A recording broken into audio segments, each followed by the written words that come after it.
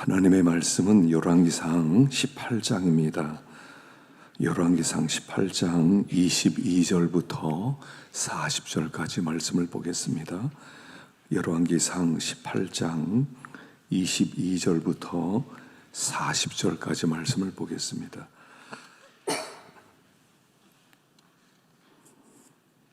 우리 한 목소리로 함께 봉독하겠습니다.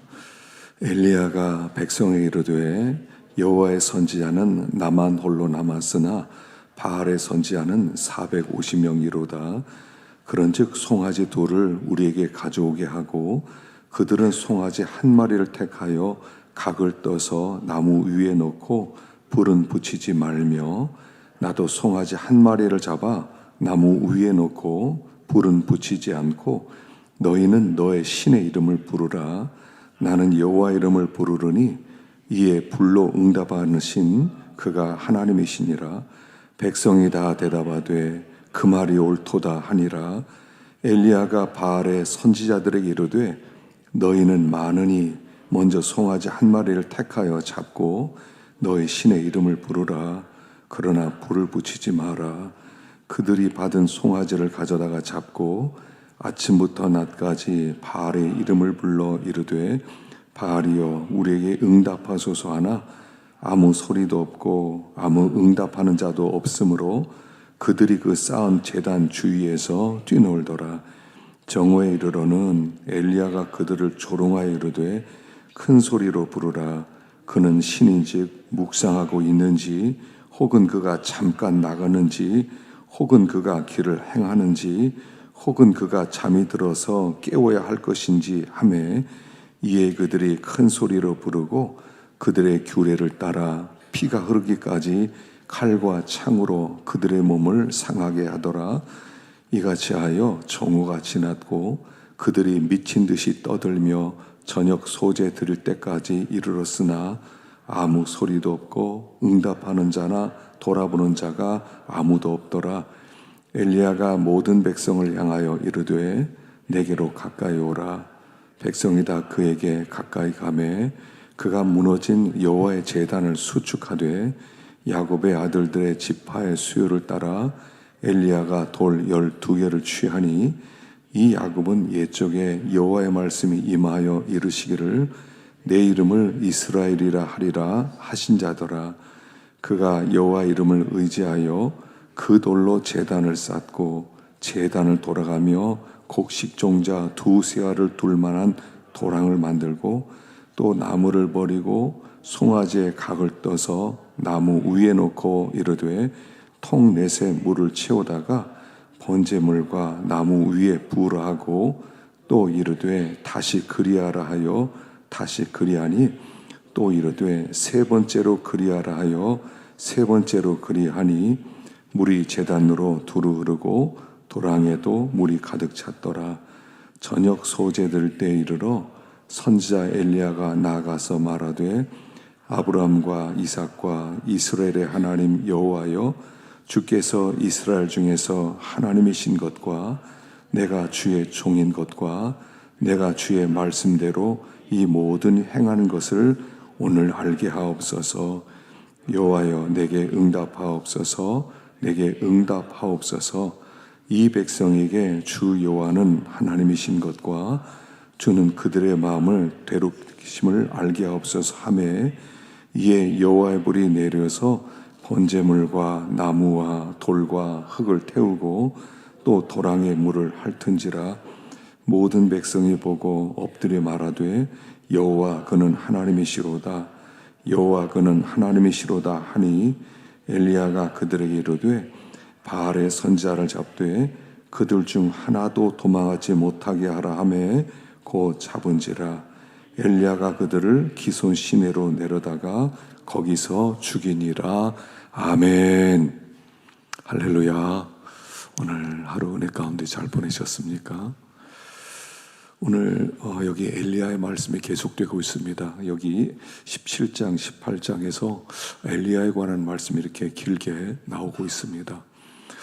이 열왕기서에서 하나님께서 이 엘리야 이야기를 길게 이렇게 기록한 것은 우리에게 주시고자 하는 말씀이 여기 다 있기 때문에 그렇습니다. 그래서 나라가 갈라지고 북쪽은 이스라엘을, 남쪽은 유다, 그러니 양분화되었죠. 나라가 분단되었습니다. 그리고 그들이 이렇게 우상을 섬기고 하나님을 떠나게 되었을 때 하나님이 엘리야를 통해서 그 시대에 주신 말씀, 우리가 살아가는 시대도 이 북이스라엘과 결코 다름이 없다는 것입니다. 우리가 북이스라엘 이 시대보다 더 하나님을 잘 섬긴다 말할 수 있습니까? 우리가 살아가는 이 시대는 바알신이 없습니까? 이 시대는 하나님, 여호와 하나님만 섬기고 있는 그런 시대입니까? 지금 우리는 북이스라엘보다 어쩌면 더 못한 시대를 살아갑니다. 그래서 엘리야라는 걸출한 선지자를 보내고 하나님이 많은 이적을 통해서 하나님이 살아계신다. 하나님이 말씀을 하시고 싶은 것은 한 가지입니다. 나는 살아서 역사하는 하나님이다. 믿어라. 마지막 때 깨어 있어라. 이런 말씀을 하고 있다는 사실입니다. 그래서 우리가 다시 한번 북이스라엘 같은 이런 시대 속에서 어떻게 하나님을 섬겨야 될 것인지, 하나님이 우리에게 주시고자 하는 진짜 메시지가 무엇인지를 들어야 한다 하는 것입니다. 너무 많은 사람이 바알신을 섬기고 있습니다. 북이스라엘 사람들만 손가락질하고 아방 이스라엘만 손가락질할 것이 아닙니다. 우리가 이런 시대 속에서 우리도 하나님이 계신지 안 계신지 모르는 그런 시대를 살아가고 있다는 것입니다. 그래서 오늘 우리가 엘리야의 말씀을 좀 길게 이렇게 묵상하지만 통해서 하나님의 그 안타까운 마음 들을 수 있기를 간절히 축원합니다. 22절을 한번 읽어보십시다. 22절 시작. 엘리야가 백성에 이르되 여호와의 선지자는 나만 홀로 남았으나 바알의 선지자는 450명이로다. 그런즉 송아지들을 우리에게 가져오게 하고 그들은 송아지 한 마리를 택하여 각을 떠서 나무 위에 놓고 불은 붙이지 말며 나도 송아지 한 마리를 잡아 나무 위에 놓고 불은 붙이지 않고 너희는 너의 신의 이름을 부르라. 나는 여호와 이름을 부르리니 이에 불로 응답하는 신 그가 하나님이니라. 백성이 다 대답하되 그 말이 옳도다 하니라. 3년 반 동안 비가 내리지 않았습니다. 하나님께서 엘리야에게 이제 아합왕을 만나러 가라. 그래서 만나러 갔습니다. 왜 갔냐면 이것 때문에 간 겁니다. 이제 네가 바알 선지자 450명, 아세라 선지자 400명과 영적 대결을 해라. 어떤 신이 진짜 하나님인지 대결해서 하나님이 살아계신 하나님 것을 드러내도록 하라는 하나님의 말씀을 듣고 아합왕을 찾아간 것입니다. 그리고 과감하게 이런 제안을 합니다. 어떤 하나님이 진짜냐? 바알이 하나님이 진짜냐? 너희 섬기는 바알이 진짜냐? 내가 섬기는 하나님이 진짜냐? 우리 내기를 하자. 그래서 우리가 제단에 제물을 올려놓고 우리가 기도해서 응답하는 신 그가 진짜 하나님이다. 그를 섬기고 가짜 신 제사장들은 다 죽는 거다.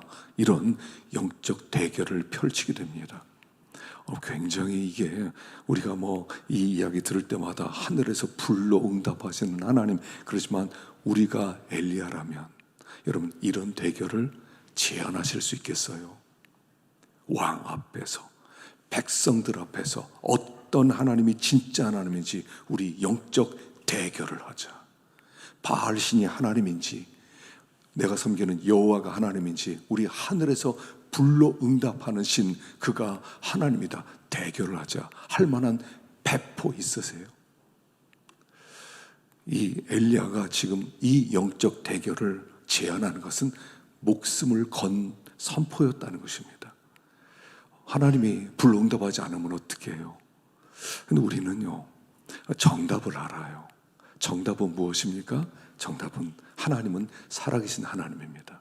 그리고 하나님은 응답하는 하나님입니다. 정답 모르는 사람이 있어요.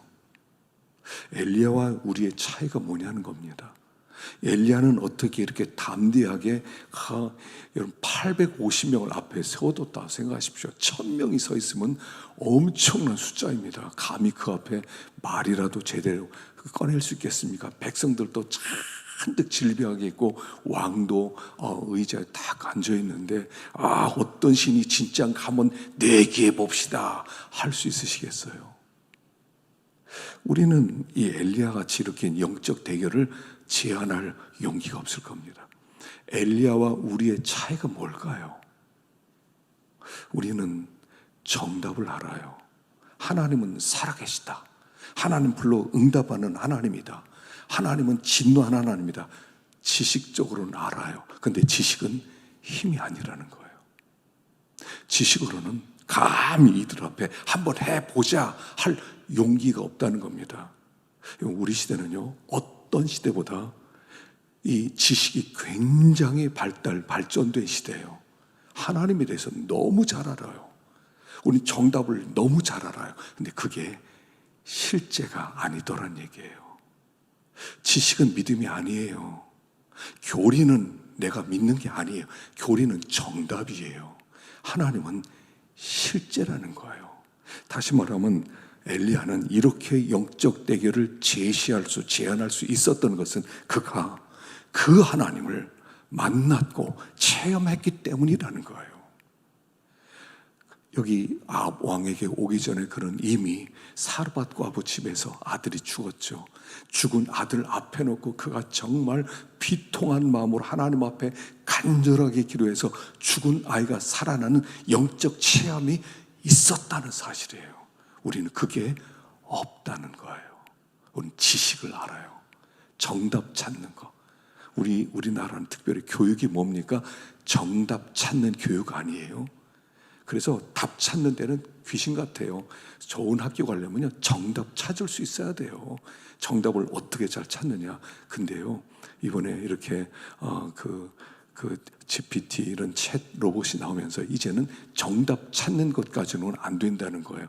왜냐면 너무 이런 그런 인터넷 시스템에서 정답 다 찾아주니까 이제 그 정답 찾는 것 가지고는 못 사는 시대가 왔다는 거예요. 정답 찾는 것 가지고는 안 돼요. 신앙은 체험이 있어야 돼요. 우리 아이가 신학교에서 공부를 하는데 이제 설교학 시간에 돌아오면서 설교를 했습니다. 그래서 설교를 다 했답니다. 어떤 친구가 했는데 교수가 너무 잘했다고. 근데 나중에 다 평가 끝난 다음에 학생이 그러더래요. 제가요 인터넷에서 그대로 제가 받았습니다. 그대로. 교수님 깜짝 놀랐더래요. 설교도요, 지식은 쉬워요. 중요한 건 체험이 있느냐는 거예요. 하나님을 만났느냐가 중요한 거예요. 하나님을 만나셨어요. 그래야 담대해져요. 사람들은요, 지식이 내 실력이라고 생각해요. 지식은 관계없어요. 여러분 어떻습니까? 하나님 나라를 상상하라. 제임스 스미스라는 분이 책을 썼는데 그 책 내용이 뭐냐면 내가 사랑하는 것이 나다 하는 거예요. 우리는 이렇게 마트에 가보면 금방 나타난대요. 마트에 딱 들어가면 어떻습니까? 마트에 몸에 유익한 것과 몸에 유익하지 않은 게 다 나눠지잖아요. 뭐 요즘 과자라든가 뭐 이런 베이커리 빵이라든가 뭐 안 좋은 게 얼마나 많아요. 다 들었어요. 근데 마트에 딱 들어가면 손 쭉 가는 게 뭡니까? 이건 몸에 좋아. 이거 먹으면 독약이지. 이거 먹으면 비만에 걸려. 이거 먹으면 당뇨. 우리도 모르게 딱 가는 게 뭡니까? 습관적으로 가던 것이 가는 거예요. 지식과 관계없어요. 몸에 엄청 좋아요. 근데 그쪽으로 손이 안 가요. 지식은 실력이 아니에요. 그래서 지금 그 얘기를 하는 거예요. 엘리야는 하나님을 체험한 사람이라는 거예요. 기도가 응답된 경험이 있는 사람이라는 거예요. 적어도 우리가 이런 영적 대결을 하려면 영적 체험이 있어 봐야 돼요. 기도에 응답된 경험들이 있어 봐야 돼요. 다윗이 골리앗 앞에 나갈 수 있었던 것은 그는 들판에서 이런 늑대와 그런 그 사자나 그런 곰들이 있을 때 그는 실제적으로 이겼던 경험이 있었던 사람이에요. 그러니까 골리앗도 두려운 게 없었던 거예요. 기도가 응답된 경험이 없어 본 사람은 절대로 영적 전투를 못한다는 얘기예요. 하나님 앞에 요즘 기도하는 제목들이 있으십니까? 요 근래 응답된 제목들이 있으셔요? 아니면 지식만 계속 쌓아가고 있습니까? 하나님, 난 너무 잘 알아. 하나님, 난 너무 많이 알지. 체험이 없어요. 그러니까 실력이 안 돼요. 물론 우리가 바른 하나님을 아는 건 참 중요해요. 뼈와 같은, 등뼈와 같은 거예요. 우리가 교리를 안다는 것, 성경이 말하는 그 하나님을 안다는 것. 근데 그것 가지고는 영적 대결은 못 한다는 거예요. 여러분, 꾸준히 하나님 앞에 기도하시고요. 기도 제목들을 쭉 한번 써보셔요. 그리고 하나님, 이건 응답해 주세요. 이거 응답해 주세요. 그래서 응답되는 게 하나라도 있으면 응답되네. 진짜로 하나님 살아계시네. 이걸 체험하기 시작할 거예요. 그럼 점점 더 큰 실력자가 될 거예요. 영적 맷집과 배포가 커질 거예요. 그러지 않고 지식 가지고는 안 된다는 거예요. 엘리야가 850명 앞에 두고 한번 해보자. 어떤 하나님이 진짜 하나님이가, 불로 응답하는 하나님, 감히 불로 하나님 응답하는 하나님이 진짜다, 나는 확실하다, 이렇게 나설 수 있었던 것은 엘리야는 하나님을 알았어요. 하나님을 만났고 하나님을 체험했기 때문에 이런 큰 영적 대결을 할 수 있었고 승리할 수 있었다 하는 것입니다. 자, 두 번째로 생각할 것은요, 30절입니다.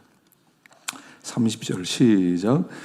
엘리야가 모든 백성을 향하여 이르되 내게로 가까이 오라. 백성이 다 그에게 가까이 가매 그가 무너진 여호와의 제단을 수축하되 850명이 아침부터 저녁까지 그냥 춤을 추면서 부르짖고 소리를 지르고 몸에 막 칼로 창으로 막 상처를 내고 그리고 엑스타시 황홀경 상태에 막 들어가서 부르짖었는데 아무런 응답도 없다라는 거예요. 엘리야가 조롱합니다. 너희 하나님 어디 이렇게 낮잠 자러 가셨나? 어디 일 보러 가셨나? 더 한번 부르짖어봐. 막 소리를 막 질렀습니다. 응답이 없습니다. 여기서 중요한 말씀을 하죠. 신앙이란 숫자에 달린 게 아니라는 거예요. 기도의 응답은 숫자에 달린 것도 아니고 긴 시간 기도했다는 것도 거기에 달린 게 아니라는 겁니다. 얼마나 큰 소리로 기도했느냐, 거기에 달린 것도 아니라는 겁니다. 우리가 속아서는 안 돼요. 진짜 하나님 앞에 진짜 살아계신 하나님께 진실한 기도, 소수, 하나님 다수를 기뻐하지 않는다고 그랬어요. 사람들은요, 사람이 막 몰려들으면 진짜같이 느껴져요. 진짜 같아요. 근데 사람의 숫자에 달린 게 아니라는 거예요. 하나님 나라는, 기도의 응답은 양에 달린 것도 아니라는 것입니다. 그래서 엘리야가 드디어 하나님 앞에 기도를 시작하는데 어떻게 시작하냐면 이렇게 시작했다는 것입니다. 무너진 여호와의 제단을 수축하라. 자, 이게 회복의 첫 번째, 참된 기도의 첫 번째, 무너진 제단을 수축해라. 그동안 제단이 무너졌습니다. 제단이 무너졌는데 이제 그 무너진 제단을 다시 수축하고 그리고 그 위에 제물을 올려놓는 거죠. 제단을 수축하는 것은 회복의 첫 번째예요. 우리가 정말 영적으로 회복되길 원하세요? 그러면 제단부터 수축하세요. 제단은 뭐냐면 예배죠. 참된 예배자가 되라는 거예요. 하나님 앞에 진정한 예배자가 되라는 거예요. 하나님께서 기도에 응답하는 사람, 영적인 회복과 부흥이 일어나는 사람은 예배가 다르다는 거예요. 우리의 본질, 가장 기본이 뭐냐면 예배 생활입니다. 신앙의 가장 기본은 예배예요.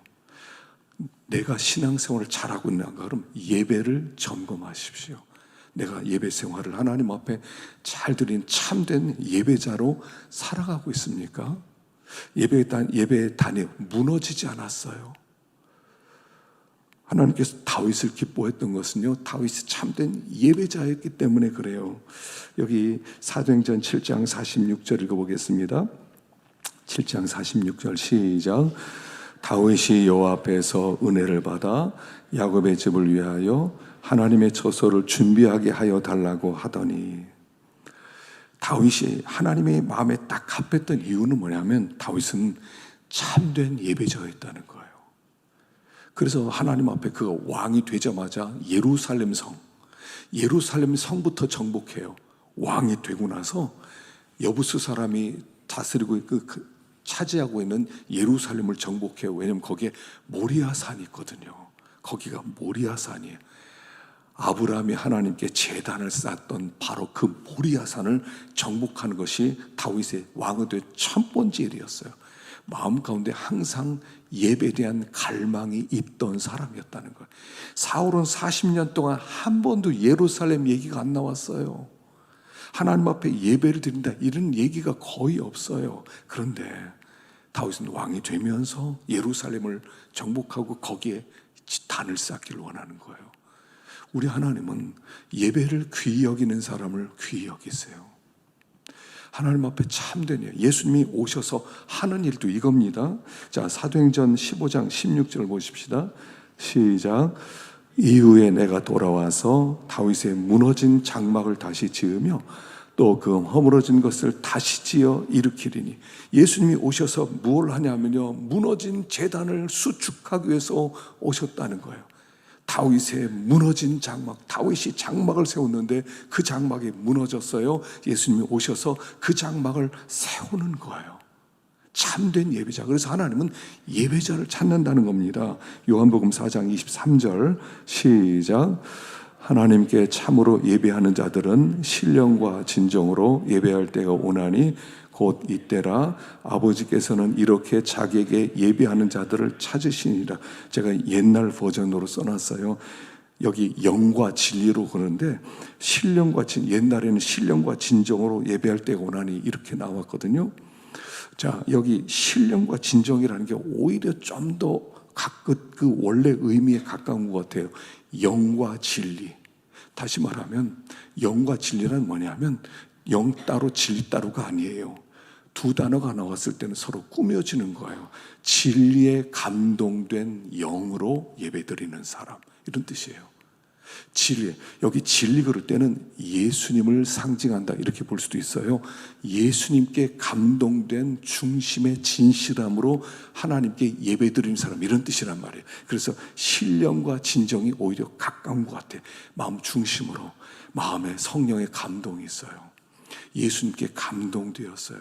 아, 주님이 나를 위해 죽어주셨구나. 나 같은 죄인을 위해서 이 땅에 오셔서 피를 뿌리셨구나. 아, 정말 감사하다. 난 진짜 죄인 중에 괴수다.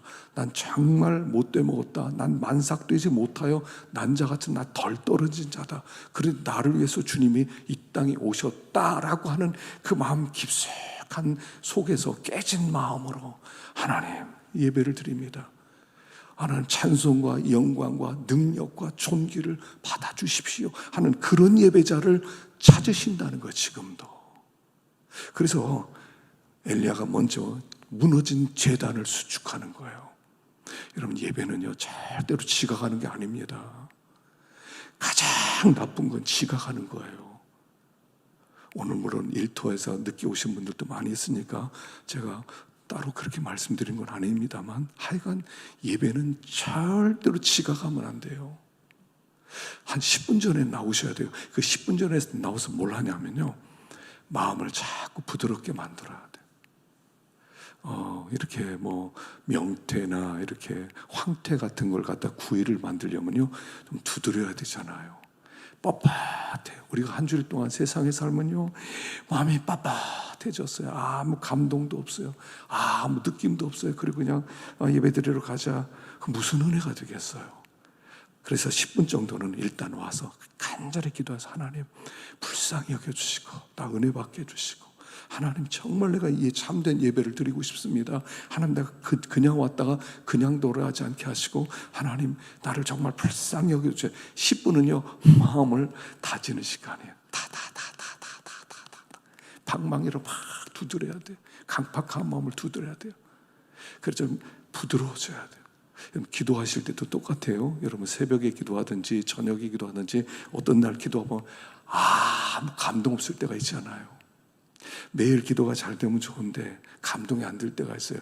그러면 오늘은 어쨌든 나온 것으로 만족하자 이렇게 가지 말고요, 하나님 오늘 감동이 없습니다. 하나님 내 마음이 너무 강팍해졌습니다. 하나님 불쌍히 여겨주십시오. 그리고요, 성경 몇 구절이라도 외워보세요. 하나님 불쌍히 여겨주세요. 불쌍히 여겨주세요. 그러면 하나님이 부드럽게 해주세요. 감동이 오게 만들어주세요. 절대로 하나님 그냥 돌려보내지 않았어요. 그러니까 10분은 예배드리러 와서 마음을 다지세요. 하나님 저 좀 불쌍히 여겨주세요. 하나님 저 은혜를 받고 싶어요. 나 이렇게 더 이상 살 수 없어요. 마지막 때 내가 좀 끼어 있어야 되겠어요. 하나님 정말 불쌍히 여겨주세요. 내 삶의 변화가 좀 일어나기 원합니다. 하나님 정말 불쌍히 여겨주세요. 다지세요. 계속 다지세요. 다. 사람은 부드러워야 살아요. 그래서 예배를 드릴 때 절대로 지각하지 마시고 하여간 10분 전에 나오셔서 마음을 다지는 기도를 드려서 그 10분 간절하게 하나님 정말 불쌍히 여겨주세요. 진짜 불쌍히 여겨주세요. 한 달 그냥 왔다 그냥 가지 않게 해주세요. 하나님 제발 좀 불쌍히 여겨주세요. 그렇게 간구하세요. 그럼 은혜가 돼요. 말씀이 은혜가 돼요. 그 돌아갈 때는 마음이 푸근해지고 이렇게 풀어져서 가야지. 사람의 마음이 풀어져서 가야지. 그래서 거기에 근심도 원망도 두려움도 좀 떠나고 주님의 은혜 가운데 이렇게 내주하심으로 돌아가야지. 그 은혜가 되는 거죠. 그래서 제단을 수축하는 거예요. 참된 예배자, 예배 생활을 점검하십시오. 당신 예배는 감동이 있었어요? 딱딱하게 왔다 딱딱하게 돌아가는 거 아니에요? 부드러움으로 돌아가면서 오늘도 이번 한 주도 믿음으로 살아야지. 오늘도 순종하면서 살아야지. 우리 하나님 나와 함께 하시지. 이런 마음으로 계속. 여러분 감동이 있으면요 마음에 통찰력이 생겨요. 통찰력이 명철함과 지혜인데 그 딱딱한 곳에서는요, 강팍한 곳에서는 그런 게 안 생기는데 부드러워지면 지혜가 막 생겨요. 지혜가 생겨요. 그래서 제단을 수축하는 거, 참된 예배자가 되는 거, 회복의 가장 중요한 첫 번째 걸음이다 하는 것입니다. 자, 세 번째 37절 읽어보겠습니다. 시작. 여호와여 내게 응답하옵소서. 내게 응답하옵소서. 이 백성에게 주 여호와는 하나님이신 것과 주는 그들의 마음을 되돌이킴을 알게 하옵소서 하며 이에 여호와의 불이 내려서 번제물과 나무와 돌과 흙을 태우고 또 도랑의 물을 핥은지라. 여기 하나님 응답해 주십시오. 응답해 주십시오. 주 여호와는 하나님이신 것과 주는 그들의 마음을 되돌이키심을 알게 하옵소서 하면서 기도했을 때 불이 내립니다. 불이 내려요. 자, 여기 불이 내렸다는 것은 뭐냐면 하나님이 그곳에 임재하셨다는 뜻이에요. 불은 하나님의 임재는 불로써 나타나는 거죠. 그래서 모세가 성막을 다진 다음에 거기에 하나님의 쉐키나 영광의 가득 구름이 가득하게 되죠. 하나님의 불이 임합니다. 솔로몬의 성전을 다 졌을 때 하나님이 또 불로 영광 가운데 임재하시죠. 오순절에는 불 같은 성령이 임재하는 거예요. 그래서 불이 내렸다는 것은 그냥 하나님의 불이 떨어졌다는 것이 아니라 하나님 그곳에 임재하셨다 이런 뜻이에요. 그러니까 그 전에 북이스라엘은 어떤 상태입니까? 그들이 바알신을 섬기고 여호와 섬기는 사람 다 죽이고 그래서 나라가 바알교로 가득 차서 하나님이 그곳에 있을 수가 없어서 하나님이 떠났는데 이 엘리야가 기도하는 순간 하나님이 그곳에 임재하셨다는 뜻이에요. 우리가 불을 주십시오, 기적을 주십시오, 이런 게 아니에요. 하나님이 임재해 주십시오. 임재를 구하는 거예요. 불을 구하는 것은요, 임재를 구하는 겁니다. 그래서 우리가 하나님 앞에 구할 것은 이거예요. 하나님 임재하여 주옵소서. 하나님의 영광을 드러내 주십시오. 하나님 나와 함께 하셔서 내 안에 내주하여 주십시오. 우리는 하나님의 선물을 구하기 전에 하나님을 구하라는 거예요. 비를 먼저 구하기 전에 하나님의 임재를 먼저 구하라는 거예요. 너희는 그의 나라와 그의 의를 구하라. 그럼 이 모든 것은 더해주리라. 너희들이 하나님의 임재를 구하라. 비는 그냥 주겠다 이런 뜻이에요. 우리는 비를 자꾸 구하잖아. 하나님 비를 주세요. 비를 주세요. 은혜 주세요. 은혜 주세요. 근데 하나님 앞에 그걸 구하지 말고 하나님의 임재를 구하라는 거. 하나님 저의 가운데 찾아와 주십시오. 이게 영적 부흥이에요. 부흥이라고 하는 것은 우리의 심령 가운데 주님이 임재해 주시고 우리를 감동시켜 주시고 마음이 뜨거워져서 하나님을 사랑하는 마음이 생기고 하나님 기쁘시게 해드리고자 하는 마음이 생기는 게 영적 부흥이에요. 하나님의 임재를 구하십시오. 하나님이 임재해 주십시오. 저는 우리 부모님들이 자녀들을 위해서는 기도할 때 우리 자녀들에게 한 가지만 요구하면 좋겠어요. 얘들아, 내가 너희들에게 바라는 것은 아무것도 없다. 뭐 공부를 잘하는 것도 아니고 돈을 많이 벌어라는 것도 아니다. 너희들이 예수만 잘 믿으면 좋겠다. 요거 하나만 가르쳐주면 좋겠어요. 얘들아, 내가 너에게 원하는 소원은 너 예수 잘 믿는 거야. 다른 거 필요 없어. 너 예수만 잘 믿어. 하나님을 정말 사랑했으면 좋겠어. 정말 하나님께 참된 예배자가 하면 좋겠어. 말씀대로 순종만 하면 좋겠어. 하나님이 너와 동행해 주면 좋겠어. 이것만 구하세요. 근데 생각해 보세요. 아, 그래요? 그거 쉽네요. 하나님 잘 사랑할게요. 섬길게요. 그럼 무슨 일이 벌어지겠어요? 이 아이가 부모에게 순종 안 하겠습니까? 이 아이가 거룩하지 않게 살겠습니까? 이 아이가 쓸데없는 친구들과 여기저기 돌아다니겠습니까? 이 아이가 공부를 못하겠습니까? 하나님을 섬기고 예수만 잘 믿으라고 하면요, 그 속에 다 들어있어요. 예수 잘 믿을게요 그랬더니 내가 공부해야지, 이게 나오는 거예요. 내가 예수 잘 믿어야 했더니 부모에게 순종이 나오는 거예요. 예수 잘 믿으려고 했더니 친구들이 막 이상한 데 가자고 하면 난 안 가. 난 예수 믿는 사람이야. 이렇게 되는 거잖아요. 이게 얼마나 중요한 교훈이겠어요. 아이들에게 하나만 요구하세요. 나 예수만 잘 믿어라. 여러분, 그게 예수만 잘 믿으라는 게 다 들어있는 게 다 들어있는 거. 예수도 잘 믿고 공부도 열심히 해라. 틀렸어요. 그러면 안 돼요. 공부 못해도 좋다. 예수만 잘 믿어라. 그럼 공부 잘하게 돼 있다니까요. 왜 공부 못하겠어요? 하나님이 그 아이의 가운데 임재해 주셨는데, 하나님의 성령의 불이 그 아이에 임하셨는데 지혜가 안 생기겠어요? 세상을 이기는 힘이 없겠어요? 그것만 얘기해 주세요. 너무 많은 거 요구하지 마세요. 지금은 네가 공부할 때야. 나중에 신앙생활에 끝났어요. 걔는 끝났어 이미. 걔가 하나님을 못 만나는데 언제 나중에 예수 믿어요? 다 필요 없다. 난 네가 예수 잘 믿으면 좋겠다. 난 아무것도 원하지 않는다. 네가 하나님을 사랑하면 난 그것으로 만족한다. 이 아이가 하나님 잘 섬겨보십시오. 내가 설사 사고로 일찍 죽는다 하더라도 하나님이 이 아이의 아버지가 안 되어주시겠어요? 하나님이 이 아이를 돌봐주지 않겠어요? 우리 하나님이 임재를 구하지 않아요. 예수를 구하지 않아요. 예수가 주는 선물을 구하는데 예수를 구하지 않아요. 하나님을 구하지 않아요. 성령을 구하지 않아요. 북이스라엘 같은 이런 사악한 시대 속에서 어떻게 우리 아이들을 뭘로 지키겠어요? 예수만 믿어라. 예수 잘 믿어라. 우리 교우들에게 그러고 싶어요. 여러분, 예수만 잘 믿으세요. 나머지는 걱정하지 마세요. 예수만 잘 믿어야 되겠다. 내가 하나님 앞에 갈 때 뭘 가지고 가요? 하나님 앞에 영적인 부유함으로 가야 되잖아요. 예수만 잘 믿으면 되는 거예요. 지금 엘리야가 구한 것은 그냥 비를 구하거나 은혜를 구하거나 뭐 이런 게 아니에요. 하나님 이곳에 임재해 주세요. 당신을 구합니다. 하나님 당신을 구합니다. 당신 찾아와 주십시오. 당신만 있으면 됩니다. 그렇게 기도했더니 하나님이 불러 응답하는데 돌이 타버리고요, 흙이 타버려요.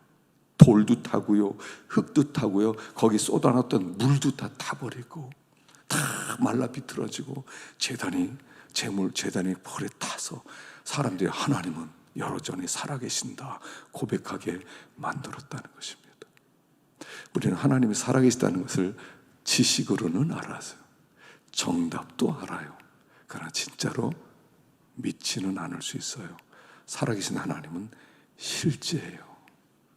그러면 우리 삶 가운데 개입하셔서 우리를 얼마든지 복되게 하시고 얼마든지 변화시키고 얼마든지 새롭게 하시는 살아계신 하나님이신 것을 체험하고 구하는 우리가 되기를 축원합니다.